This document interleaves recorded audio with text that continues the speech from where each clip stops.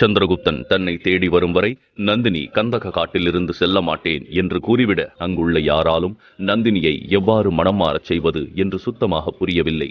ஆனால் இனிமேல் நந்தினியிடம் பேசினாலும் அவள் தனியாக மகத நாட்டிற்கு செல்லப் போவதில்லை என்பது மணிகேதுவுக்கு புரிந்துவிட்டது. எனவே அவன் ஒரு ஆழ்ந்த மூச்சோடு அருகே இருந்த தன்மையாவின் பணிப்பெண்களை பார்த்து கூறினான். நீங்கள் அனைவரும் சந்திரகுப்தன் வரும் வரை இளவரசியோடு இங்கேயே இருங்கள்.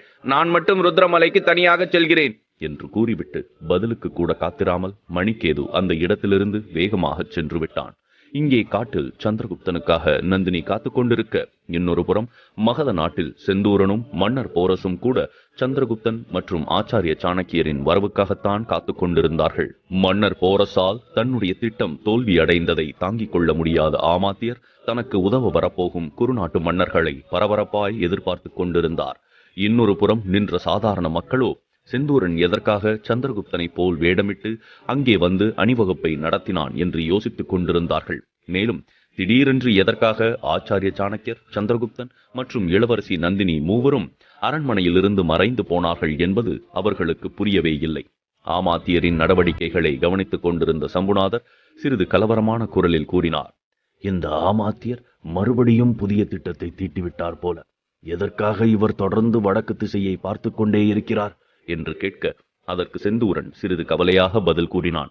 அமைச்சரே, இப்பொழுது ஆமாத்தியருக்கு உதவக்கூடிய குறுநாட்டு மன்னர்கள் எல்லாம் நமது வடக்கு எல்லையை முற்றுகையிட்டிருக்கிறார்கள். ஒருவேளை அவர்கள் இங்கு வருவதற்காக கூட அவர் காத்து கொண்டிருக்கலாம் என்றான். இதை கேட்ட மன்னர் போரஸ், அப்படியென்றால் நாம் நம்முடைய படைகளை தயார் செய்ய வேண்டும். அவர்கள் இங்கு வந்த பின்பு ஒரு போர் உருவாகுவதற்கு வாய்ப்பிருக்கிறது. நாம் அவர்களை உடனடியாக எதிர்த்து தாக்க வேண்டும் என்று கூற, செந்தூரன் மன்னர் போரஸை பார்த்து, நண்பா, ஆச்சாரிய சாணக்கியர் வந்து கொண்டிருக்கும் மாபெரும் போரை எதிர்கொள்வதற்காக நமது படைகளை தயார் நிலையில் வைத்திருக்க வேண்டும் என்று கூறியிருக்கிறார். ஆனால் அதை விடுத்து இடையே வரும் சிறிய போர்களையெல்லாம் நாம் எதிர்கொள்ள தொடங்கினால் அதில் நிறைய உயிர் சேதங்களுக்கு வாய்ப்பிருக்கிறதல்லவா? நமது ஆச்சாரியரும் போருக்கு எதிரானவர். நமது பாரதத்தில் இருக்கும் நாடுகளே ஒற்றுமையில்லாமல் தங்களுக்குள் போரிட்டு கொண்டால் பின்பு நம்மால் ஒன்றிணைந்து என்றுமே ஒரு ஒருங்கிணைந்த பாரதத்தை உருவாக்க முடியாது என்பது அவருடைய தீர்க்கமான நம்பிக்கை. நாம் ஒற்றுமையாக இருந்தால் மட்டும்தான் வந்து கொண்டிருக்கும் அந்நியர்களை எதிர்க்க முடியும். இல்லையென்றால் நாம் நிச்சயமாக அவர்களிடம் தோற்று போய்விடுவோம் என்றான் செந்தூரன் உறுதியாக. இதை ஏற்றுக்கொண்ட மன்னர் போரசும், உண்மைதான் நண்பா, ஆச்சாரிய சாணக்கியர் இதே அறிவுரையை தான் எனக்கும் கூறினார். அவர் என்னை தடுக்கவில்லை என்றால் நான் எப்பொழுதோ சென்று அந்த ஹம்பியை தோற்கடித்து காந்தார நாட்டிலும் எனது ஆட்சியை நிறுவியிருப்பேன். ஆனால் பிறகு யோசித்து பார்த்த பின்புதான் ஆச்சாரிய சாணக்கியரின் எண்ணம் எனக்கு புரிந்தது. போரில் நான் வெற்றி பெற்று இருந்தாலும் இழப்புகள் இரு பக்கமும் தான் அதிகமாக இருக்கப் போகிறது. அந்த உண்மையை என்னால் மறுக்க முடியாது அல்லவா என்று கூறிய மன்னர் போரஸ் சிறிது யோசித்து, ஆனாலும் இப்பொழுது வந்து கொண்டிருக்கும் படைகளை நாம் எவ்வாறு எதிர்கொள்ளப் போகிறோம்? அவர்கள் நிச்சயமாக மகத நாட்டை கைப்பற்ற வேண்டும் என்ற எண்ணத்தோடுதான் வந்து கொண்டிருப்பார்கள். நம்மால் அவர்களை எதிர்த்து தாக்காமல் எதுவும் செய்ய முடியாது. இந்த நேரத்தில் நாம் அமைதியாக இருந்தால் நிச்சயமாக மகத நாடு சந்திரகுப்தனின் கைகளை விட்டு சென்றுவிடும் என்று கூற, செந்தூரன் ஒரு முடிவாய் கூறினான். நீ கோருவதும் உண்மைதான் நண்பா. இப்பொழுது ஆச்சாரியரும் சந்திரகுப்தனும் இங்கே இல்லாததால் மகத நாட்டை காப்பாற்ற வேண்டியது நம்முடைய கடமை.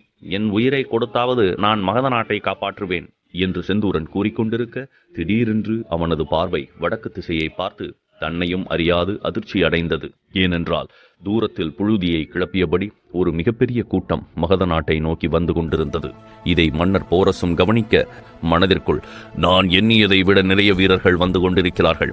நிச்சயமாக ஆமாத்தியர் மகத நாட்டை சுற்றி இருக்கும் அனைத்து குறுநாட்டு படைகளையும் தனக்கு உதவ வரும்படி கேட்டிருப்பார் போல. இந்த போர் சற்று கடுமையாகத்தான் இருக்கப் போகிறது என்று எண்ணிக்கொண்டிருக்க, அங்கிருந்த செந்தூரனோ அவசரமாய் தன் வாளை உருவிக்கொண்டு பின்னால் இருந்த சம்புநாதரை பார்த்து கூறினான். அமைச்சரே, உடனடியாக குடிமக்களை எல்லாம் இந்த இடத்திலிருந்து அப்புறப்படுத்தி விடுங்கள். நம் படைகளுக்கும் போருக்கு தயாராகும்படி ஆணையை தந்து விடுங்கள். நாம் இன்று ஒரு மிகப்பெரிய போரை எதிர்கொள்ளப் போகிறோம் என்று கூற, சம்புநாதரும் அதை ஒப்புக்கொண்டு விரைவாக அந்த இடத்திலிருந்து செல்ல, மன்னர் போரசும் தன்னுடைய படைகளிடம் வந்து கொண்டிருக்கும் எதிரிகளை தாக்குவதற்கு தயாராகும்படி கூறினார். இன்னொரு புறம் விருந்தினர் மாளிகையில் நின்று கொண்டிருந்த ஆமாத்தியர் வடக்கு திசையில் வந்து கொண்டிருக்கும் மாபெரும் படையை பார்த்து மனதிற்குள் எல்லையில்லா ஆனந்தம் அடைந்தார். தனக்கு பின்னால் நின்ற அமைச்சர்களிடம் அவசரமாக திரும்பி கூறினார். கொஞ்சம் அங்கே பாருங்கள் இதுதான் இந்த ஆமாத்தியனின் அதிகாரம். எவ்வளவு பெரிய படையாய் உருவாகி மகத நாட்டை கைப்பற்றுவதற்காக எனது நண்பர்கள் வந்து கொண்டிருக்கிறார்கள் என்பதை நீங்களே பார்த்தீர்கள் அல்லவா? இனி அந்த பணிப்பெண்ணின் மகனாலும் அந்த ஆச்சாரியராலும் தப்பிக்க முடியாது. அவர்கள் இருவரும் வீழ்ந்து போவதை நீங்களே இன்று காணப்போகிறீர்கள். சிறிது நேரத்திற்கு முன்பு நான் தோற்றுவிட்டேன் என்றுதானே நீங்கள் எண்ணினீர்கள்.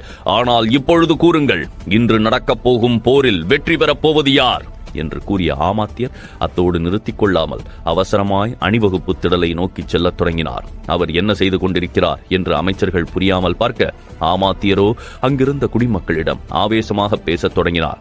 மகத நாட்டின் குடிமக்களே, சற்று அங்கே பாருங்கள். வடக்கு திசையிலிருந்து ஒரு மாபெரும் படை நம்மை நோக்கி வந்து கொண்டிருக்கிறது. ஆனால் யாரும் அதை எண்ணி கவலை கொள்ள வேண்டாம். வந்து கொண்டிருக்கும் குறுநாட்டு மன்னர்கள் எல்லாம் என்னுடைய நண்பர்கள்தான். அவர்கள் நமது மகத நாட்டின் நல விரும்பிகள்.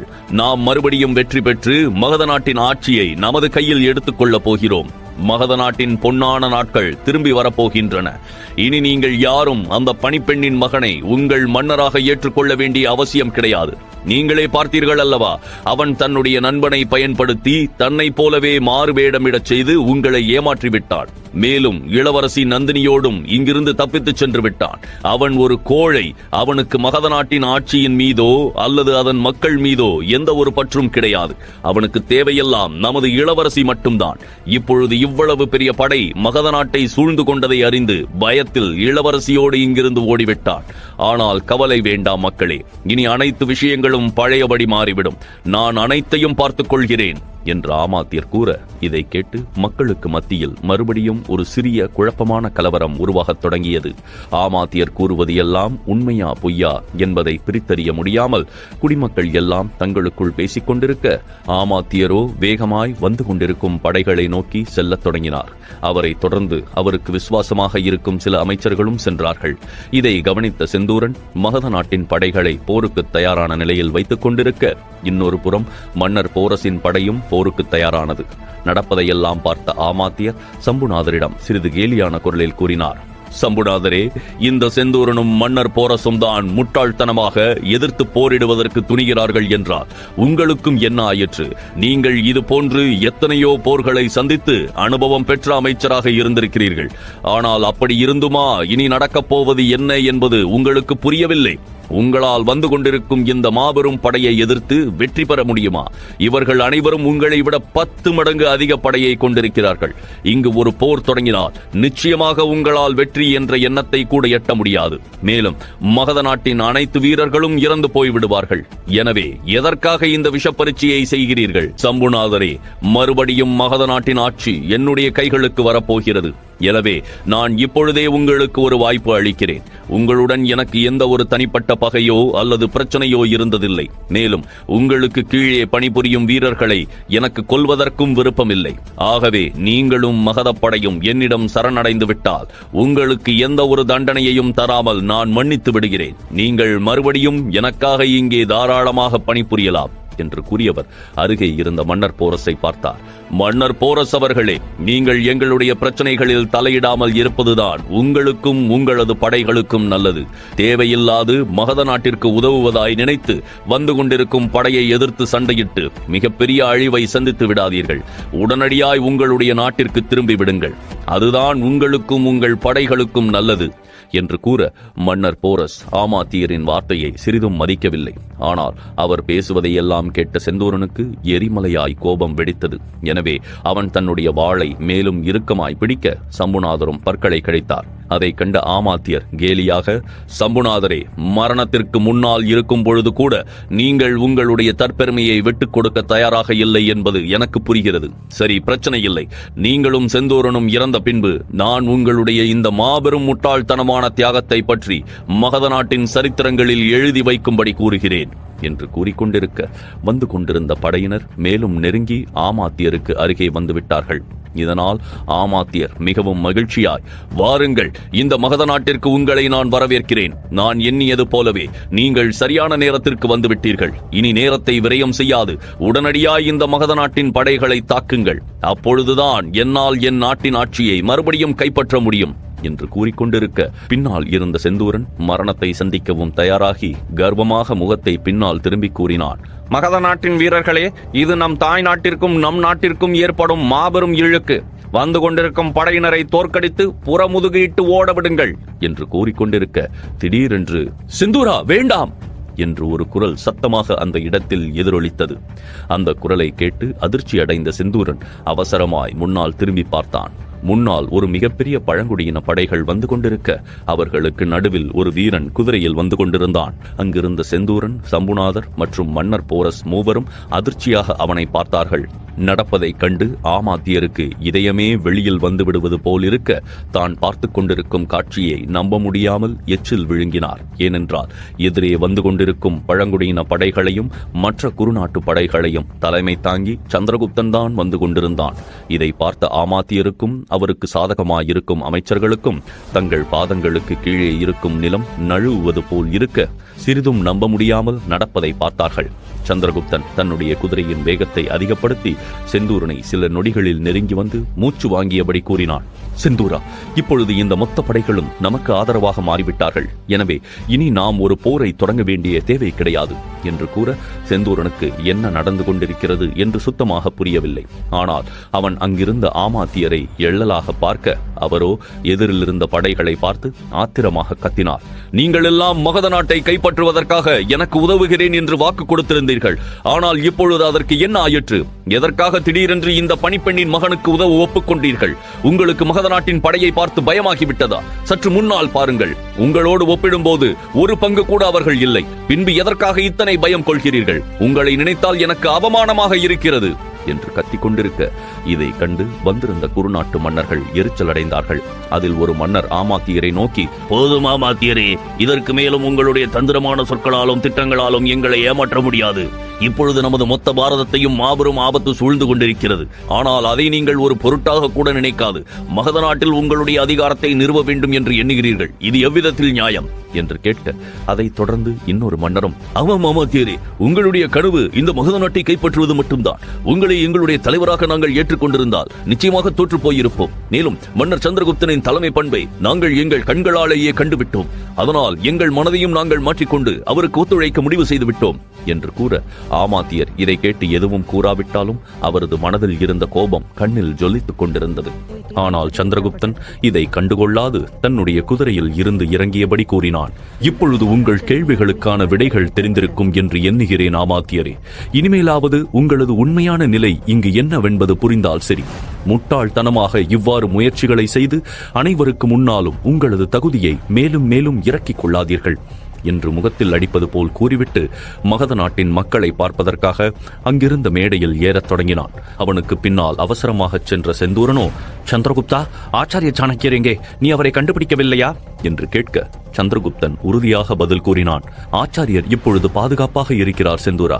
மேலும் அவரும் சில பழங்குடியின வீரர்களும் கந்தக காட்டிற்கு இளவரசி நந்தினியை தேடுவதற்காக சென்று இருக்கிறார்கள் என்று கூற இதை கேட்டு செந்தூரன் வியப்படைந்தான். கந்தக காட்டில் மாலை முடிந்து சூரியன் கண்களில் இருந்து மறைந்து கொண்டிருக்க அப்பொழுதும் இளவரசி நந்தினி பிடிவாதமாக சந்திரகுப்தனின் வருகைக்காகத்தான் காத்துக் கொண்டிருந்தாள். அவளைப் போலவே அங்கிருந்த தன்மையாவின் பணிப்பெண்களும் மணிக்கேதுவின் ஒற்றனும் கூட எந்த திசையிலிருந்தாவது சந்திரகுப்தன் வருகிறானா என்று பார்த்து கொண்டிருக்க திடீரென்று தூரத்தில் நிறைய குதிரைகளில் யாரோ சென்று கொண்டிருப்பது போல் இருந்தது. இதை பார்த்த ஒரு பணிப்பெண் உற்சாகமாய், மன்னர் சந்திரகுப்தன் தான் வந்துவிட்டார் போல என்று எழ சந்திரகுப்தனின் பெயரை கேட்டதும் நந்தினி பதட்டமாக அந்த திசையில் பார்த்தாள். அங்கு சென்று கொண்டிருக்கும் குதிரைகளை பார்த்து அவளால் தன் உற்சாகத்தை கட்டுப்படுத்திக் கொள்ள முடியவில்லை. எனவே அவள் முன்னால் சென்று, சந்திரகுப்தா, நான் இங்கு இருக்கிறேன் என்று கத்த அவள் கத்திய சத்தம் சுற்றியிருந்த அனைத்து திசைகளிலும் எதிரொலித்தது. ஆனால் இதை கண்டு பயந்து போன மணிக்கேதுவின் ஒற்றன் அவசரமாய் நந்தினியின் கைகளை பிடித்து பின்னால் இழுத்து கூறினான், ஐயோ இளவரசியாரே, நீங்கள் எண்ணுவது போல் அது மன்னர் சந்திரகுப்தன் கிடையாது. அவர்கள் இந்த காட்டில் வசிக்கும் கொள்ளைக்காரர்கள். நம்மை பார்த்து விட்டார்கள் என்றால் அவர்கள் உயிரோடு விடமாட்டார்கள். எனவே உடனடியாக வாருங்கள், இந்த இடத்திலிருந்து சென்று விடலாம் என்று பதட்டமாய் கூற இதை கேட்டு இளவரசி நந்தினியும் தன்மையாவின் பணிப்பெண்களும் அதிர்ந்து போனார்கள். ஆனால் அதற்குள் சென்று கொண்டிருந்த கொள்ளை கூட்டத்தினர் இதை கவனித்து அவர்களை கண்டுபிடித்து விட்டார்கள். நொடியும் தாமதிக்காமல் அந்த கொள்ளை கூட்டத்தினர் நந்தினியை நோக்கியும் மற்ற பணிப்பெண்களை நோக்கியும் படையும் வரத் தொடங்கினார்கள். இதை பார்த்த நந்தினி சற்று கலவரமடைய மணிக்கேதுவின் ஒற்றனும் பயமாக கூறினான், அவ்வளவுதான், அவர்கள் நம்மை பார்த்து விட்டார்கள். இனி நாம் என்ன செய்யப் போகிறோம்? எண்ணிக்கையிலும் இவர்கள் நம்மை விட அதிகமாக இருக்கிறார்களே என்று கூற நந்தினிக்கும் என்ன செய்வது என்றே புரியவில்லை. எனவே அவள் பதட்டமாய் யோசித்துக் கொண்டிருக்க ஒற்றன் சிறிது நொடிகளிலேயே அங்கிருந்து எப்படி தப்பிப்பது என்ற முடிவுக்கு வந்துவிட்டான். அங்கிருந்த குதிரையை பார்த்தவன், நாம் அனைவரும் உடனடியாய் இந்த இடத்தை விட்டு தப்பித்துச் செல்ல வேண்டும். ஆனால் ஒன்றாக கிடையாது. ஒவ்வொருவரும் ஒவ்வொரு திசையில் சென்றால் மட்டும்தான் நம்மால் உயிர் பிழைக்க முடியும் என்று கூற அதை கேட்ட பணிப்பெண் நந்தினியிடம் அவசரமாக கூறினாள், இளவரசியாரே, நீங்கள் முதலில் இந்த குதிரையில் ஏறி வடக்கு திசையில் சென்று விடுங்கள். அங்குதான் மகத நாடு இருக்கிறது. நாங்கள் அனைவரும் வெவ்வேறு திசைகளில் சென்று விடுகிறோம் என்று கூற வேறு வழியில்லாது அந்த குதிரையில் ஏறி நந்தினி அமர்ந்தாள். அப்பொழுது திடீரென்று அந்த பணிப்பெண்ணை இடைவெட்டிய மற்றொரு பணிப்பெண், நானும் இளவரசி நந்தினியோடு செல்கிறேன். மணிக்கேது அவரை பாதுகாக்கும் பொறுப்பை நம்மிடம்தான் ஒப்படைத்திருக்கிறான் என்று கூற அதை மற்ற பணிப்பெண்களும் ஒப்புக்கொண்டாள். எனவே நந்தினியை பாதுகாப்பதற்காக ஒரு பணிப்பெண்ணும் அவளோடு செல்ல இருவரும் குதிரையை வேகமாய் விரட்டி வடக்கு திசையை நோக்கி செல்லத் தொடங்கினார்கள். அங்கு எஞ்சியிருந்த மற்ற பணிப்பெண்களும் ஒற்றனும் தங்களுடைய குதிரையில் ஏறி வெவ்வேறு திசையில் செல்ல முயற்சிக்க அதற்குள் அருகே வந்துவிட்ட கொள்ளை கூட்டம் அவர்களை சூழ்ந்து கொண்டது. அந்த பணிப்பெண்களை பார்த்து கபடமாய் சிரித்த கொள்ளை கூட்டத்தின் தலைவன், இந்த பெண்களை நம்முடைய கட்டுப்பாட்டிற்கு கொண்டு வந்து இந்த மனிதனை கொன்று விடுங்கள் என்றவன் சத்தமாய் கூற இதனால் மற்ற கொள்ளைக்காரர்கள் தங்களுடைய வாளை எடுத்துக்கொண்டு ஒற்றனை நெருங்கினார்கள். இதை கவனித்த ஒற்றனும் பயத்தில் தன்னுடைய வாளை எடுக்க கொள்ளை கூட்டத்திற்கு மத்தியில் மிகப்பெரிய சிரிப்பொலி பரவியது. ஆனால் சிறிதும் பின்வாங்காத ஒற்றன் தன்னை நெருங்கி வந்த ஒரு கொள்ளைக்காரனின் முகத்தில் தன் வாளால் தாக்கிவிட அவன் இதை எதிர்பாராது வலியோடு குதிரையிலிருந்து கீழே விழுந்து விட்டான். தங்கள் கூட்டத்தை சேர்ந்த ஒருவனை தாக்கிவிட்டதால் மற்ற கொள்ளையர்களுக்கு மிகவும் கோபம் வர அவர்கள் ஒன்றாகச் சேர்ந்து அந்த ஒற்றனை தாக்கத் தொடங்கினார்கள். மேலும் சிறிது நேரத்திலேயே தன்மையாவின் பணிப்பெண்களுக்கு முன்னால் அவனை கொன்றும் விட்டார்கள். இதை ஏற்றுக்கொள்ள முடியாத பணிப்பெண்கள் மிகுந்த கோபத்தோடு அந்த கொள்ளைக்காரர்களை எதிர்த்து தாக்கத் தொடங்க இதை கொள்ளைக்காரர்கள் சிறிதும் எதிர்பார்க்கவில்லை. பெண்கள் எவ்வாறு தங்களை எதிர்த்து தாக்க முடியும் என்றவர்கள் சாதாரணமாய் அவர்களை எடை போட இறுதியில் அந்த பணிப்பெண்கள் 3-4 கொள்ளைக்காரர்களை நொடியில் கொன்றுவிட்டார்கள். இதை சிறிதும் எதிர்பார்க்காத அந்த கொள்ளை கூட்டத்தின் தலைவன் உடனடியாக ஒரு முடிவை எடுத்தான். முதலில் அவர்களுடைய குதிரைகளை கொல்ல வேண்டும் என்று எண்ணியவன் தன்னுடைய கூட்டத்தினரிடம் அவசரமாக கூறினான், இந்த பெண்களை விடுங்கள், அவர்களுடைய குதிரைகளை கொல்லத் தொடங்குங்கள் என்று கூற தங்களது தலைவனது ஆணையை ஏற்றுக்கொண்டு கொள்ளையர்கள் பணிப்பெண்களின் குதிரைகளை எல்லாம் கொன்றுவிட்டார்கள்.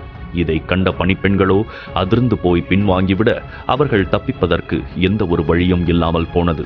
அதே நேரம் அவர்கள் தன்னுடைய கூட்டத்தைச் சேர்ந்த கொள்ளையர்களை கொன்றுவிட்டதால் அந்த கொள்ளை கூட்டத்தின் தலைவன் கோபமாக அவர்களை நோக்கி கூறினான், இந்த பெண்கள் பார்ப்பதற்கு அழகாக இருந்தாலும் எவ்வாறு சண்டையிட வேண்டும் என்பதையும் தெரிந்து வைத்திருக்கிறார்கள். இவர்களை நாம் மிகவும் நல்ல விலைக்கு விற்றுவிடலாம் என்று கூறியவன் அருகே இருந்த கொள்ளையர்களிடம், உடனடியாக அவர்களை இழுத்து வாருங்கள் என்று கூற பணிப்பெண்கள் அவர்களிடமிருந்து தப்பிக்க முயற்சி செய்தார்கள். ஆனால் அதை ஒரு பொருட்டாக கூட மதிக்காத கொள்ளையர்கள் அவர்களது கைகளையும் கால்களையும் கட்டி குதிரையில் தூக்கி போட்டுக்கொண்டு அங்கிருந்து செல்லத் தொடங்க தாங்கள் மாட்டிக்கொண்டதால் அந்த பணிப்பெண்களுக்கு அத்தனை ஆத்திரமாக இருந்தது. ஆனால் இவ்வளவு பெரிய பிரச்சனை ஏற்பட்டாலும் இளவரசி நந்தினியை மட்டும் எப்படியோ காப்பாற்றிவிட்டோம் என்ற நிம்மதியில் அவர்கள் இருக்க திடீரென்று முன்னால் சென்று கொண்டிருந்த கொள்ளை கூட்டத்தின் தலைவன் பின்னால் திரும்பி வினவினான், இவர்களோடு இன்னும் 2 பெண்கள் இருந்தார்களே, அவர்கள் எங்கே சென்றார்கள்? நாம் முதலில் பார்க்கும்போது இங்குதானே இருந்தார்கள். திடீரென்று எப்படி மாயமாக மறைந்தார்கள் என்று நினைவாக கேட்க இதை கேட்டு கொள்ளையர்கள் அவசரமாக சுற்றியும் கவனித்து பார்க்க அந்த கூட்டத்தில் இருந்த ஒருவன் வடக்கு திசையில் திரும்பி பார்த்துவிட்டு பதட்டமாக கூறினான், சகோதரரே, அங்கு பாருங்கள், 2 பெண்கள் குதிரையில் வேகமாக சென்று கொண்டிருக்கிறார்கள் என்று சொல்ல கொள்ளையர்களின் தலைவன் கோபமாக கத்தினான், அவர்கள் தப்பித்துச் சென்று கொண்டிருக்கிறார்கள், அவர்களையும் சென்று பிடித்து வாருங்கள் என்று கத்த அனைவரும் வடக்கு திசையை நோக்கி வேகமாக செல்லத் தொடங்கினார்கள். இன்னொரு புறம் மகத நாட்டில் சந்திரகுப்தன் திரும்பிவிட்டதால் அங்கிருந்த மொத்த சூழ்நிலைகள் தலைகீழாக மாறியிருந்தன. அவ்வளவு நேரமும் தான் வெற்றி அடைந்து விடுவோம் என்று மிதப்பில் இருந்த ஆமாத்தியரின் எண்ணமெல்லாம் சுக்குநூறாய் உடைந்திருக்க அதை கண்டுகொள்ளாத சந்திரகுப்தனோ அமைக்கப்பட்டிருந்த மேடையில் ஏறி மகத நாட்டின் மக்களிடம் மனம் திறந்து பேசத் தொடங்கினான். எனதருமை மகத நாட்டின் குடிமக்களே, இங்கு என்ன நடைபெற்றது என்பதை நீங்களே பார்த்திருப்பீர்கள். நீங்கள் எண்ணுவது போல் இந்த ஆமாத்தியருக்கு உங்கள் மீது எந்த ஒரு பற்றுதலோ அல்லது அக்கறையோ கிடையாது. அவரது எண்ணமெல்லாம் எப்படியாவது மறுபடியும் மகத நாட்டின் ஆட்சியை கைப்பற்றி அதனுடைய முதலமைச்சராய் இருந்து மொத்த நாட்டையும் ஆட்டி வைக்க வேண்டும் என்பது மட்டுமே. அதனால்தான் ஆட்சியை கைப்பற்றுவதற்காக இவ்வளவு பெரிய துரோகத்தை செய்வதற்கும் துணிந்திருக்கிறார். ஆனால் இவரை போன்ற ஒரு தந்திரக்காரரிடம் சிக்குண்டு மகத நாடு அடிமையாயிருப்பதில் எனக்கு எந்த ஒரு உடன்பாடும் கிடையாது. அதனால்தான் இப்பொழுது உங்களை காப்பாற்ற வேண்டி நான் இங்கு உங்கள் மன்னனாக நின்று கொண்டிருக்கிறேன். நான் இங்கு இல்லாமல் இருந்தபோது என்னுடைய நண்பன் செந்தூரன் வேறு வழியில்லாமல் தான் என்னை போன்று வேடமிட்டுக் கொண்டு ஏற்கனவே ஏற்பாடு செய்யப்பட்டிருந்த அணிவகுப்பை வழி நடத்திச் சென்றான். எதற்காக இந்த ஆள்மாறாட்டம் என்ற சந்தேகம் உங்களுக்குள் ஏற்பட்டிருக்கலாம். ஆனால் இவ்வாறு நடந்ததற்கும் இந்த ஆமாத்தியர்தான் காரணம். நான் இங்கு இல்லாமல் இருப்பதை பயன்படுத்திக் கொண்டு தன்னுடைய தந்திரத்தால் அருகே இருக்கும் குறுநாட்டு மன்னர்களையெல்லாம் மகத நாட்டை முற்றுகையிட வைத்து ஆட்சியை கைப்பற்றி விடலாம் என்று திட்டமிட்டிருந்தார். மேலும் நடக்கப் போகும் அணிவகுப்பின் போது மிகப்பெரிய கலவரத்தை உருவாக்கி உங்கள் மனதில் பயத்தை உருவாக்குவதற்கும் திட்டமிட்டிருந்தார். அவ்வாறெல்லாம் எதுவும் நடக்கக்கூடாது என்பதற்காகத்தான் செந்தூரன் இத்தகைய பெரிய முடிவை எடுத்து தன் உயிரையும் ஒரு பெரிய விஷயமாக எண்ணாது இந்த அணிவகுப்பை வழி நடத்திச் சென்றான். சற்று யோசனை செய்து பாருங்கள். இவர் திட்டமிட்டது போல் ஒரு மிகப்பெரிய போர் உருவாகி இருந்தால் அதில் மகத நாட்டின் வீரர்கள் மட்டுமல்லாது சாதாரண குடிமக்களாகிய உங்கள் உயிரும் கூட நிறைய பறிப்போயிருக்கும். எனினும் அவருக்கு அதை பற்றியெல்லாம் கவலை கிடையாது. ஏனென்றால் அவருக்கு வேண்டியது இந்த நாட்டின் அரியணை தானே தவிர்த்து நீங்கள் கிடையாது. என்னை எவ்வாறு அவர் ஒரு சாதாரண பணிப்பெண்ணின் மகனாக எண்ணிக்கொண்டிருக்கிறாரோ அதே போலவேதான் உங்களையும் அவர் ஒரு பொருட்டாக கூட மதிக்காமல் இருக்கிறார் என்று கூற சந்திரகுப்தனின் இந்த பேச்சால் மக்களின் மனதில் ஆமாத்தியருக்கு எதிராக மிகப்பெரிய கோபம் உருவானது. ஆமாத்தியரின் இந்த தந்திரமான நடவடிக்கைகளுக்கு எதிராக அவர்கள் குரல் கொடுக்க தொடங்க இதை பார்த்த ஆமாத்தியர் உள்ளுக்குள் பயத்தில் நடுநடுங்கி போக சந்திரகுப்தனோ தன் இரு கைகளையும் உயர்த்தி மக்களை அமைதிப்படுத்தியபடி கூறினான். எனது அருமை குடிமக்களே, ஆமாத்தியர் எவ்வளவோ தவறுகளை செய்திருந்தாலும் அவரது விஷயத்தில் முடிவெடுக்க வேண்டிய பொறுப்பில் இருப்பவர் ஆச்சாரிய சாணக்கியர் தான். அவர் வந்த பின்பு இந்த ஆமாத்தியரை நாம் என்ன செய்யலாம் என்று யோசித்துக் கொள்ளலாம். ஆனால் நான் இப்பொழுது உங்களிடம் தெளிவாக ஒரே ஒரு விஷயத்தை கூறுகிறேன். இப்பொழுது நமது மகத நாடு மற்ற நாடுகளை விட மிகவும் சக்தி வாய்ந்த நாடாக மாறிவிட்டது. இப்பொழுது நம்மை சுற்றி இருக்கும் நிறைய குறுநாடுகள் நமக்கு ஒத்துழைக்க ஒப்புக்கொண்டு நம்மோடு இணைந்து விட்டார்கள். நமது படைகள் அத்தனை உறுதியாக இருக்கின்றன. இனி வந்து கொண்டிருக்கும் அந்நிய தீய சக்திகளை கூட நாம் எந்த ஒரு பயமும் இல்லாது கர்வத்தோடு எதிர்க்கலாம். ஆனால் அதற்கு நம்மிடம் ஒரு திட்டம் வேண்டும். அந்த திட்டத்தை ஆச்சாரிய சாணக்கியர் எந்த ஒரு பிரச்சனையும் இல்லாது உருவாக்கி நம்மை வெற்றியின் பாதையில் அழைத்துச் செல்வார். இன்னும் சிறிது காலத்திலேயே நமது பாரதம் ஒருங்கிணைந்து இந்த உலகமே கண்டு வியக்கும் ஒரு மாபெரும் நாடாக மாறப்போகிறது என்று கூற சந்திரகுப்தனின் இந்த பேச்சால் மக்கள் அனைவரும் மிகவும் மகிழ்ச்சி அடைந்து மன்னர் சந்திரகுப்தர் வாழ்க, மன்னர் சந்திரகுப்தர் வாழ்க என்று முழக்கமிடத் தொடங்கினார்கள். ஆனால் நடப்பதையெல்லாம் ஆமாத்தியர் சற்று தூரத்திலிருந்து அமைதியாக பார்த்து கொண்டிருந்தார். தன்னுடைய திட்டத்தில் தோல்வி அடைந்த பின்னாலும் கூட மனம் வருந்தாது நின்று கொண்டிருக்க செந்தூரன் அவரை பார்த்து இகழ்ச்சியாக கூறினான். இத்தோடு ஆமாத்தியரின் தந்திரங்களுக்கு எல்லாம் ஒரு முடிவு வந்துவிட்டது அமைச்சரே.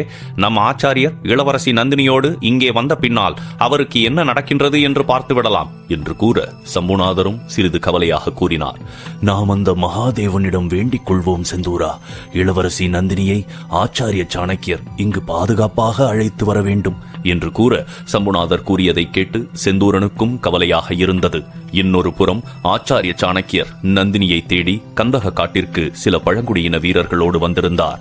இப்பொழுது சூரியன் முற்றிலுமாக மறைந்து காட்டில் இருள் பரவிவிட்டதால் அவர்கள் வெளிச்சத்திற்காக கையில் நிறைய தீப்பந்தங்களை வைத்திருந்தார்கள்.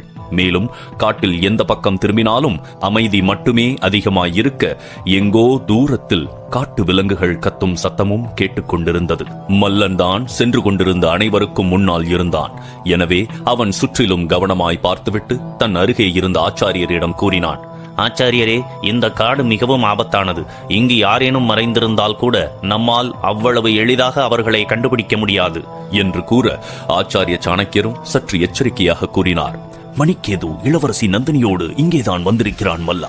மேலும் இளவரசியை சந்திரகுப்தனின் கண்களுக்கு முன்னால் கொலை செய்ய வேண்டும் என்றும் திட்டமிட்டிருக்கிறான். எனவே அவன் நிச்சயமாய் இங்கு மறைந்திருப்பதற்கு வாய்ப்பே கிடையாது. ஏதேனும் ஒரு இடத்தில் இருந்து கொண்டு காட்டில் இருக்கும் அனைத்து இடங்களையும் உன்னிப்பாக கவனித்துக் கொண்டிருப்பான். அப்பொழுதுதான் சந்திரகுப்தன் வருகிறானா என்பதை அவனால் தெரிந்து கொள்ள முடியும் என்று கூற மல்லன் மற்றும் ஆச்சாரிய சாணக்கியர் பேசிக் கொண்டிருப்பதை சமரன் கவனித்துவிட்டு தயக்கமாக கூறினான். ஆச்சாரியரே, இந்த காட்டுக்கு நான் முன்பு ஒரு தடவை வந்திருக்கிறேன். அப்பொழுது இந்த காட்டின் மிகவும் உயரமான இடத்தில் ஒரு சிதிலமடைந்த மண்டபத்தை பார்த்ததாக எனக்கு நினைவிருக்கிறது.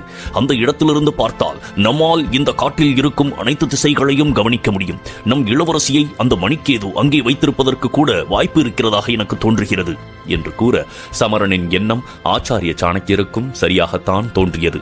நீ கூறுவதும் சரிதான் சமரா, நாம் அந்த மண்டபத்திற்கே செல்லலாம் என்று கூற அவர்கள் அனைவரும் திசையை மாற்றி அந்த பாழடைந்த மண்டபத்தை நோக்கி செல்லத் தொடங்கினார்கள். அவர்கள் சிறிது தூரம் சென்ற பின்னால் எதிர்ச்சியாக பக்கத்தில் இருந்த ஒரு புதரை திரும்பி பார்த்த மல்லன் அதிர்ச்சி அடைந்து விட்டான். ஆச்சாரியரே, அங்கே பாருங்கள், அந்த புதரில் ஒரு பெண்ணின் உடல் தெரிகிறது. அது நமது இளவரசியாக இருக்குமோ என்று கேட்க ஆச்சாரிய சாணக்கியர் பதட்டமாக அந்த பெண்ணின் முகத்தை பார்த்து சற்று அதிர்ச்சியாய், இது இளவரசி நந்தினி கிடையாது, இவள் மணிக்கேதுவின் பணிப்பெண். இவள்தான் நந்தினியின் பணிப்பெண்ணை போல் வேடமிட்டு வந்து சந்திரகுப்தனை ராஜசபையில் தாக்க முயன்றது என்று கூற அனைவரும் அந்த பெண்ணை கவனித்து பார்த்தார்கள். அந்த பெண்ணின் உடல் முழுவதும் காயங்களாக இருக்க அவள் உயிருக்கு போராடி கொண்டிருந்தாள். அவளது முகமும் உடலும் இரத்தமாக இருக்க மூச்சு விடுவதற்கே மிகவும் சிரமப்பட்டு கொண்டிருந்தாள். ஆச்சாரிய சாணக்கியர் மல்லனை பார்த்து, இந்த பெண்ணுக்கு உடனடியாய் மருத்துவம் செய்ய வேண்டும் மல்லா. அருகே ஏதேனும் மூலிகைகள் இருந்தால் எடுத்து வா. உடனடியாக முயற்சி செய்தால் இவளை காப்பாற்றுவதற்கு ஒரு வாய்ப்பிருக்கிறது என்று கூற மல்லன் நொடியும் தாமதம் செய்யாமல் அருகே இருந்த செடிகளை எல்லாம் ஆராய்ந்து ஒரு மூலிகையை எடுத்துக் கொண்டு வந்தான். அதை கைகளால் கசக்கி மூச்சு விட சிரமப்பட்டுக் கொண்டிருந்த அந்த பணிப்பெண்ணின் வாயில் புகட்ட அவள் சிறிது நேரத்திலேயே சுயநினைவு திரும்பி பதட்டமாக மூச்சு வாங்கியபடி பேசினாள். ஆச்சாரியரே, இளவரசியை காப்பாற்றுங்கள், அவரை கடத்திச் சென்று விட்டார்கள் என்று கூறியபடி மறுபடியும் மூச்சு திணறத் தொடங்க ஆச்சாரிய சாணக்கியரோ பதட்டமாக கேட்டார். நீ என்ன கூறுகிறாய்? இளவரசி நந்தினி இப்பொழுது எங்கே இருக்கிறார்? அவரை கடத்திச் சென்றது யார் என்று கேட்க அதற்கு அந்த பணிப்பெண் பதில் கூற முடியாமல் தன்னுடைய கைகளை மெதுவாய் உயர்த்தி ஒரு திசையில் காட்ட, அந்த திசையில்தான் அவரை அழைத்துச் சென்றார்களா என்றான் மல்லன் பதட்டமாய். அதற்கு பதில் கூறும் முன்பே அந்த பணிப்பெண்ணுக்கு மேலும் அதிகமாய் மூச்சு வாங்க தொடங்க அந்த நொடியே மெதுவாய் கண்களை மூடிவிட்டாள். மல்லன் அவசரமாக அவளுடைய நாடியை சோதித்தான். அவனது முகத்தில் இருந்த நம்பிக்கை முற்றிலுமாய் சென்றுவிட, ஆச்சாரியரே, இந்த பெண் இறந்து போய்விட்டாள் என்றான் மிகவும் வருத்தமாக. இதை கேட்ட ஆச்சாரிய சாணக்கியருக்கும் சிறிது வருத்தமாயிருக்க அவர் அவசரமாய் சிந்திக்கத் தொடங்கினார். இளவரசி நந்தினியை இந்த கந்தக காட்டிற்கு கடத்தி வந்தது மணிக்கேதுதான். இந்த பணிப்பெண்ணும் மகத நாட்டின் அரண்மனைக்கு மணிக்கேதுவிற்கு உதவத்தான் வந்திருந்தாள். ஆனால் இப்பொழுது இளவரசி நந்தினியை காப்பாற்ற வேண்டும் என இவள் எதற்காக கூறுகிறாள் என்று நினைத்துக் கொண்டு தன் அருகே இருந்த மல்லனை பார்த்து கூறினார். மல்லா, உன்னோடு சில வீரர்களை அழைத்துச் சென்று இந்த மொத்த காட்டையும் சோதிக்கத் தொடங்கு. நான் சமரனோடு அந்த பாழடைந்த மண்டபத்திற்கு சென்று இளவரசி இருக்கிறாரா என பார்க்கிறேன் என்று கூற மல்லனும் ஏற்றுக்கொண்டான். சில வினாடிகளிலேயே தன்னோடு சில குறிப்பிட்ட வீரர்களை அழைத்துக் கொண்டு மல்லன் அந்த இடத்திலிருந்து சென்றுவிட ஆச்சாரிய சாணக்கியர் சமரனோடும் இன்னும் எஞ்சியிருந்த வீரர்களோடும் அந்த பாழடைந்த மண்டபத்தை நோக்கி செல்லத் தொடங்கினார்கள். பழங்குடியின வீரர்கள் தங்கள் கையில் இருந்த தீப்பந்தத்தால் அந்த இருளை விரட்டி மொத்த இடத்தையும் சோதிக்கத் தொடங்க ஆச்சாரிய சாணக்கியரும் எங்கேனும் இளவரசி நந்தினி இருந்ததற்கான தடயங்கள் தென்படுகிறதா என்று கவனித்தார். அப்பொழுது ஓரத்தில் ஒரு பிணம் தலையில்லா நிலையில் கிடக்க அதை கண்டு சமரன் அதிர்ந்தான். ஆச்சாரியரே, இங்கு ஒரு பிணம் இருக்கிறது என்றவன் அழைக்க ஆச்சாரிய சாணக்கியர் அது யாருடையது என பதட்டமாய் கவனித்தார். இது மணிக்கேதுவின் ஒற்றன். இவன்தான் நமது அரண்மனையில் நன்மாரனை போல் வேடமிட்டு வந்தது என்று அவர் கூற ஆச்சாரிய சாணக்கியருக்கு இப்பொழுது அனைத்து விஷயங்களும் குழப்பமாக இருந்தது. எதற்காக மணிக்கேதுவின் ஒற்றனும் பணிப்பெண்ணும் இறந்து போனார்கள்? அவர்களை யார் கொன்று இருப்பார்கள் என்றவர் யோசித்துக் கொண்டிருக்க ஒரு வீரன் தரையில் இருந்த குதிரையின் காலடி தடங்களை கவனித்து கூறினான். ஆச்சாரியரே, தரையில் எல்லாம் நிறைய குதிரையின் காலடி தடங்களாக இருக்கிறது. நிச்சயமாக சிறிது நேரத்திற்கு முன்பு இங்கு குதிரையில் நிறைய பேர் வந்திருக்க வேண்டும் என்று கூற ஆச்சாரிய சாணக்கியரும் சமரனும் கூட அதை கவனித்தார்கள். அதை பார்த்த பின்பு ஆச்சாரியரின் குழப்பம் மேலும் அதிகமானது. மேலும் இளவரசி நந்தினி எங்கே சென்று இருப்பார் என்பதை புரிந்து கொள்ள முடியாது அங்கு என்ன நடந்திருக்கும் என்பதை பற்றி யோசித்தார். இங்கு குதிரையில் யார் வந்திருந்தாலும் அவர்கள்தான் இளவரசி நந்தினியையும் தன்னோடு அழைத்துச் சென்று இருக்க வேண்டும். ஆனால் மணிக்கேதுவுக்கு என்ன ஆயிருக்கும்? அவன்தானே இளவரசியை கடத்தி வந்தது என்று தன்னிடமே கேட்டுக்கொண்டவர் பின்பு தானே பதிலையும் கூறினார். அப்படி இல்லை என்றால் மணிக்கேதுவின் வீரர்கள் தான் இங்கு குதிரையில் வந்திருக்க வேண்டும். மணிக்கேதுவின் நாடு கூட இந்த காட்டிற்கு அப்பால் இருப்பதால் தன் வீரர்களை வரச் சொல்லி மணிக்கேது இளவரசி நந்தினியை கடத்திக் கொண்டு அங்கே சென்று இருக்கலாம். பின்பு இளவரசியை பணைய கைதியாக வைத்துக் கொண்டு சந்திரகுப்தனை தன்னுடைய நாட்டிற்கு அழைப்பதற்கும் திட்டமிட்டிருக்கலாம் என்று கூற, இதையெல்லாம் அருகே இருந்து கேட்ட சமரன் வியப்பாக கேட்டான். ஆனால் ஆச்சாரியரே, மணிக்கேதுவே அவ்வாறு செய்திருந்தாலும் அவன் எதற்காக தன்னுடைய ஒற்றனையும் பணிப்பெண்ணையும் கொல்ல வேண்டும்? அவ்வாறு செய்வதால் அவனுக்கு என்ன கிடைத்துவிடப் போகிறது என்று கேட்க, ஆச்சாரிய சாணக்கியரோ ஒரு பெருமூச்சோடு, எனக்கும் இந்த கேள்விகளுக்கான பதில் தெரியவில்லை சமரா.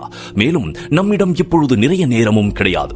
நான் உடனடியாக மகத நாட்டிற்கு திரும்ப வேண்டும். ஆனால் நீயும் மற்ற பழங்குடியின வீரர்களும் இங்கேயே இருந்து இளவரசி நந்தினி இருந்ததற்கான தடயங்கள் இருக்கின்றதா என்பதை தேடி பாருங்கள் என்று கூறிவிட்டு தன்னோடு சில வீரர்களை மட்டும் அழைத்துக் கொண்டு ஆச்சாரிய சாணக்கியர் மகத நாட்டிற்கு திரும்ப தொடங்கிவிட்டார். இன்னொரு புறம் மகத நாட்டில் உருவாகி இருந்த கலவரம் எல்லாம் முற்றிலுமாக அமைதி அடைந்திருந்தது. அணிவகுப்பு நடந்த திடலில் இருந்த மக்கள் எல்லாம் தங்களது இல்லத்திற்கு திரும்பிவிட்டாலும் அன்று நடந்த விஷயம்தான் நாடு முழுவதும் மிகப்பெரிய பேச்சாக இருந்தது. ஆமாத்தியர் திட்டமிட்டு அனைவரையும் ஆபத்தில் சிக்க வைப்பார் என்பதை மகத நாட்டு மக்கள் சிறிதும் எதிர்பார்க்கவில்லை. ஆனால் அவ்வளவும் செய்துவிட்டு மிகவும் நல்லவரை போல் அவர் பேசிய பேச்சால் மக்கள் எல்லாம் மிகுந்த கோபத்தில் இருக்க, இன்னொரு புறம் ஆச்சாரிய சாணக்கியரின் ஞானத்தை பற்றியும் சந்திரகுப்தனின் வீரத்தை பற்றியும் மிகவும் பெருமையாக பேசிக் கொண்டார்கள். சந்திரகுப்தனோ அரண்மனையில் மிகுந்த கோபத்தோடு இருந்தான். அவன் சிறிது நேரத்திற்கு முன்புதான் அமைச்சர் சம்புநாதர், செந்தூரன் மற்றும் மன்னர் போரசோடு அரண்மனைக்கு திரும்பியிருந்தான். அவனுக்கு முன்னால் ராஜசபையின் அனைத்து அமைச்சர்களும் நின்று கொண்டிருந்தார்கள். அதில் அவ்வளவு நேரமும் ஆமாத்தியருக்கு ஆதரவாக இருந்த அமைச்சர்களும் இருக்க, யாராலும் சந்திரகுப்தனை நிமிர்ந்து தைரியமாக பார்க்க முடியவில்லை. சந்திரகுப்தன் தனக்கு முன்னால் நின்று கொண்டிருந்த அனைத்து அமைச்சர்களையும் பார்த்து கடுமையான குரலில் கூறினான். இப்பொழுது உங்கள் யாருக்கேனும் ஆமாத்தியருக்கு ஆதரவாக இருக்க வேண்டும் என்று தோன்றினால் நீங்கள் தாராளமாக இங்கிருந்து சென்று விடலாம். உங்களை யாரும் வற்புறுத்தி எனது ஆட்சிக்கு கீழே பணிபுரியும்படி கூறப்போவது கிடையாது என்று கூற, அதற்கு எந்த ஒரு அமைச்சரும் பதில் கூறாமல் அமைதியாக இருந்தார்கள். ஆனால் சந்திரகுப்தன் தொடர்ந்து, என்னால் இதற்கு மேலும் அரசியல்வாதிகளின் தந்திரங்களையும் கபடத்தனத்தையும் பொறுத்து கொண்டிருக்க முடியாது. நான் இதனால் நிறைய விஷயங்களை என் வாழ்வில் இழந்துவிட்டேன். இனி என்னுடைய ஒரே எண்ணம் என்னவென்றால் இந்த பாரதத்தை ஆச்சாரிய சாணக்கியரின் எண்ணப்படி ஒருங்கிணைப்பது மட்டும்தான். அந்த காரணத்தில் நான் மகத நாட்டை இத்தனை நாட்களாய் அழிவின் பாதையில் கொண்டு சென்று கொண்டிருந்த தனநந்தரிடமிருந்து இதை போராடி மீட்டிருக்கிறேன். நான் இனிமேல் மகத நாட்டை இன்னும் சக்தி வாய்ந்த நாடாகவும் முன்பு இருந்ததை விட இன்னும் வளமான நாடாகவும் மாற்ற வேண்டும் என்று எண்ணுகிறேன். எனவே இதை உங்களுக்கான இறுதி எச்சரிக்கையாக எடுத்துக் கொள்ளுங்கள். உங்கள் யாருக்கேனும் என்னை மன்னராக ஏற்றுக்கொள்ள மனம் வரவில்லை என்றால் நீங்கள் தாராளமாக இங்கிருந்து செல்லுங்கள். நான் இப்பொழுதே உங்களுக்கு முழு வாய்ப்பையும் கொடுக்கின்றேன் என்று சொல்ல, அதற்கு எந்த ஒரு அமைச்சரும் பதில் கூற கிடையாது. இதை பார்த்து மேலும் கோபமடைந்த சந்திரகுப்தன், இதுவே நான் தரும் இறுதியான வாய்ப்பு என்று உங்கள் மனதில் பதிய வைத்துக் கொள்ளுங்கள். இனிமேல் என்னை எதிர்த்து யாரேனும் தந்திரங்களை செய்ய முற்பட்டால் பின்பு அவர்களை நான் அமைச்சர் என்ற மரியாதையோடு நடத்த மாட்டேன். மாறாக அந்த நிமிடமே மக்களுக்கு முன்னால் மரண தண்டனை விதித்து விடுவேன் என்று கூற, இதை கேட்டு அமைச்சர்கள் நடுங்கி போய்விட்டார்கள். ஒரே ஒரு அமைச்சர் மட்டும் சற்று தைரியத்தை திரட்டிக்கொண்டு, மன்னா, நாங்கள் செய்தது மன்னிக்க முடியாத தவறு என்பது எங்களுக்கே புரிந்துவிட்டது. ஆனால் நாங்கள் இப்பொழுது உறுதி கூறுகிறோம், மன்னர் தனநந்தருக்கு எவ்வாறு எங்கள் உயிர் உள்ளவரை விசுவாசமாக இருப்போம் என்று உறுதி அளித்தோமோ அதை போலவே இனி எங்கள் உயிர் உள்ளவரை உங்களுக்கும் விசுவாசமாக இருப்போம். எங்களுக்கு இறுதியாக ஒரு வாய்ப்பு தாருங்கள் மன்னா என்று கேட்க, சந்திரகுப்தன் அதற்கு பதில் கூறாது தன் தலையை மட்டும் மெதுவாய் அசைக்க, சம்புநாதர் அங்கிருந்த அமைச்சர்களை பார்த்து கூறினார், இனி நீங்கள் அனைவரும் இங்கிருந்து செல்லலாம். நாளையிலிருந்து மன்னர் சந்திரகுப்தனின் ஆட்சி முழுமையாக மகத நாட்டில் தொடங்கப் போகிறது. எனவே அனைவரும் சரியான நேரத்திற்கு ராஜசபைக்கு வந்துவிட வேண்டும். நாளை ஆச்சாரிய சாணக்கியரின் முடிவின்படி எந்தெந்த அமைச்சர் எந்தெந்த துறைகளை பார்த்துக் கொள்ளப் போகிறீர்கள் என்ற அரசாணையும் வெளியாகிவிடும். அதன் பின்பு நீங்கள் உங்கள் வேலையை முழுமூச்சோடு செய்து மகத நாட்டை வளர்ச்சியின் பாதையில் கொண்டு செல்ல வேண்டும் என்று கூற, அதை ஏற்றுக்கொண்டு அமைச்சர்கள் அனைவரும் சந்திரகுப்தனை தலை வணங்கிவிட்டு அங்கிருந்து சென்று விட்டார்கள். அவர்கள் சென்ற பின்னால் தான் சிறிது நிதானம் அடைந்த சந்திரகுப்தன் தன் அருகே இருந்த மன்னர் போரசிடம் வருத்தமாக கூறினான், என்னை மன்னித்து விடு நண்பா. நீ எங்களுடைய விருந்தினராக வருகை புரிந்தும் என்னால் உன்னை சரியான முறையில் வரவேற்று உபசரிக்க முடியவில்லை என்று கூற, அதற்கு மன்னர் போரஸ் புன்சிரிப்போடு கூறினார், எதற்காக இந்த மன்னிப்பு சந்திரகுப்தா? ஏற்கனவே என்னை உன்னுடைய நண்பனான செந்தூரன் சரியான முறையில் வரவேற்று உபசரித்து விட்டான். இனி எதற்காக இன்னொரு வரவேற்பும் உபசரிப்பும் என்று கேட்க, இதை கேட்ட செந்தூரனோ, நான் எங்கே உன்னை வரவேற்றேன் நண்பா? நீதான் சரியான நேரத்திற்கு வந்து என்னை மதம் பிடித்த யானையிடமிருந்து காப்பாற்றினாய் என்று கூற, இதை கேட்டு அவ்வளவு நேரமும் இறுக்கமாக இருந்த சந்திரகுப்தன் கூட சிறிது புன்னகை செய்து விட்டான். இனி சந்திரகுப்தனின் முடிவுகள் என்ன? காட்டில் நந்தினியை கண்டுபிடிக்க முடியாத விஷயம் அறிந்து சந்திரகுப்தன் என்ன செய்ய போகிறான்?